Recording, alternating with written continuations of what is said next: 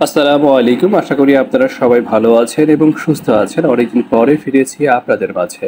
আপনারা অনেকেই বলে থাকেন যে সাদা শাপলা আছে কিনা বা সাদা শাপলা কোনগুলো হয়ে থাকে। ন্যাচারালি যে সাদা শাপলা পাওয়া যায় সেটা হচ্ছে দেশি শাপলা, যেটা বিলখালেই অ্যাভেলেবল পাওয়া যায়। কিন্তু এর বাইরেও অনেক পাপড়ির যে কিছু শাপলা আছে, তার মধ্যে অন্যতম হচ্ছে পুত্তাখান। এ শাপলাটি হার্ডি ভ্যারাইটি এবং হার্ডি ভ্যারাইটি হলেও প্রচুর ফোটে এবং দেখতে অসাধারণ, যেন মনে হয় শুভ্রতার চাদরে জড়িয়ে আছে পুরো এই শাপলাটি। আমাদের জলজ বাগানে দেখেছেন কত সুন্দরভাবে ফুটেছে এই পুত্তাখান শাপলাটি।